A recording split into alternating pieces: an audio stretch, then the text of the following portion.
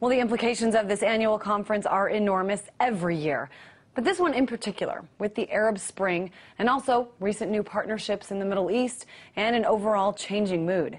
There is so much that can be said about all of this, of course, and certainly there are some strong opinions on all sides. Well, to give us a few of those opinions, I'm joined here in studio by Dan Pollak, co-director of government relations for the Zionist Organization of America, and in our New York studio, Norman Finkelstein, political scientist and also author of This Time We Went Too Far, Truth and Consequences of the Gaza Invasion.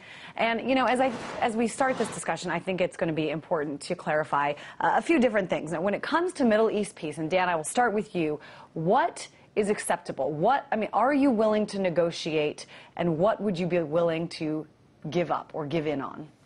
Well, to begin with, I work for an American organization, not the Israeli government. But the Israelis are extremely anxious to have peace. At this AIPAC conference, about all they talk about is peace and how it should be achieved. So peace is the ultimate objective of everyone I know in Israel on both sides of the political spectrum. The problem is about what the conflict is really about. And the United States, in formulating issues relating to territory, is not getting to the core issue. The core issue, in my view, and probably in the view of most Israelis, is the inability of the Arab world and the Palestinians to accept the very existence of a Jewish state in the midst of the Middle East.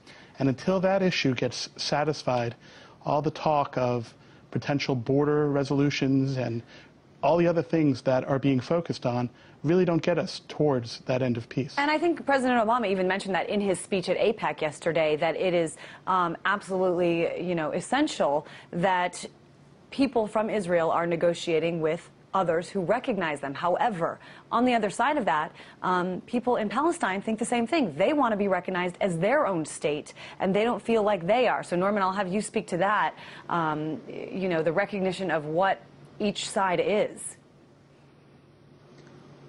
The basic principles for resolving the conflict have been put forth repeatedly by the international community, whether it be the International Court of Justice in July 2004 or the United Nations General Assembly in annual resolution. The terms are straightforward. There has to be a two-state settlement on the June 1967 border, Israel exercising sovereignty and independence within its state, and the Palestinians exercising sovereignty and self-determination in the whole of the West Bank, Gaza, and East Jerusalem as its capital. And there also has to be a just resolution of the Palestinian refugee question. Those are the terms. Now, Ken has added a new term. He says that Israel has to be recognized as a Jewish state.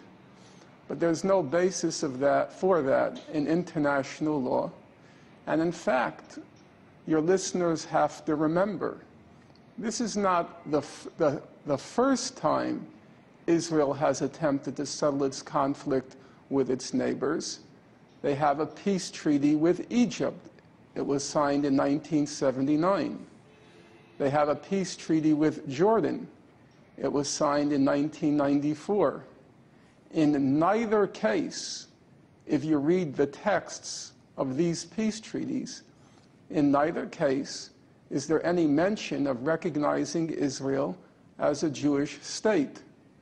Mr. Pollak is simply pulling this rabbit out of the hat, another means to sabotage a resolution of the conflict on the basis of the law. I'll let you respond to that, Dan. I really couldn't disagree more with several points. First of all, the international law that applies here is UN Resolution 242, which does not require that all of the disputed territory of what Israelis call Judea and Samaria, and what Dr. Finkelstein called the West Bank, be given to the Palestinians. In fact, it's disputed territory. The Palestinian negotiating ploy seems to be what's yours is negotiable and what's mine is mine. As he said, in its entirety, everything has to be part of the Palestinian state. In fact, that is precisely what needs to be negotiated. And it is the Arab side who has steadfastly refused to enter into negotiations, direct negotiations, that could lead to any kind of peaceful resolution. So he's wrong about the international law that applies. The General Assembly does not determine international law. So the fact that they say that Jerusalem should be the capital of the Palestinian state... But don't you think, Dan, when you say that the Palestinians have said that they're not willing to give anything, I mean, we saw with the Palestinian papers, we saw with a lot of different things that have happened and have come out in the last few months, that in fact, at least the Palestinian leaders have been willing to put just about everything on the table when it comes to negotiating, and there's just a few things that they've asked for from Israel that don't seem to be, no one seems to be budging on. Well, actually, those papers were transcripts of the Palestinian side of negotiations from several years ago. And there's two important facts to know about that. First of all, they haven't put anything on the table. They haven't agreed to even sit down with the Israelis and discuss things through the vast majority of the Obama term. But secondly, the reason those Palestinian papers made such news is that the Palestinian negotiators have been withholding these very negotiating positions from their own people. And in fact, they disavowed them and still claim to this day that those very concessions about allowing some Jewish neighborhoods in Jerusalem to remain under Israeli control, they denied that they ever made such concessions. Now, I would be very pleased if a Palestinian negotiating team would return to the table with Israel and start negotiating on whatever basis, and I would be pleased if they would actually observe the agreements they've made in the past, which require them to stop incitement against the Jewish state.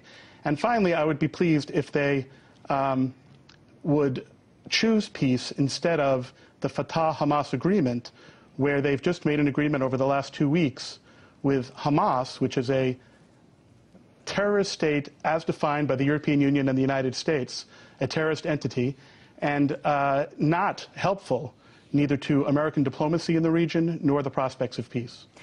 And we should mention that Hamas and Fatah are meeting in Moscow to talk about this, and it is not, Hamas is not called a terrorist organization by everyone, not by Moscow and not by the United Nations, I believe. But still, Moscow has asked Hamas, and I'll let you get in here in just a second, Norm, but I mean, let's talk about what's going on here. Moscow has asked Hamas consider recognizing Israel as a Jewish state. Does this have to happen? And if it does happen, what would be the result? Norm. Well, I think there are three things to be said. First of all, as I mentioned a moment ago, there is no precedent in international law, and there's no precedent in the peace treaties Israel has already signed with Egypt or Jordan for recognizing Israel as a Jewish state. Number two, everybody talks about what Hamas has to do, but what about what Israel has to do? The very same day, last Friday, when President Obama delivered his speech on the Middle East, the New York Times ran a large op-ed by the Deputy Speaker of the Israeli Knesset, who also happens to be a senior member of the Likud party, Mr. Netanyahu's party. Now, bear in mind, the Likud is the most moderate element of Netanyahu's coalition. So we're not talking about extremists like Avigdor Lieberman. We're talking about the moderate Likud. And in the op-ed, Danny Danon, the senior member of Likud, he put forward his vision, the Deputy Speaker of the Israeli Knesset, his vision for resolving the conflict. He said Israel should annex all of the Jewish communities, as he calls them, the illegal Jewish settlements in the occupied Palestinian territories, all of what he calls the uninhabited areas of the West Bank, and he says, we will let the Palestinians in the main towns of the West Bank have independence, which means Israel will annex 97% of the West Bank, and the Palestinians in the main towns, that is to say 3% of the West Bank, they can have independence. Now, bear in mind, that's the vision of the most moderate element of Netanyahu's coalition.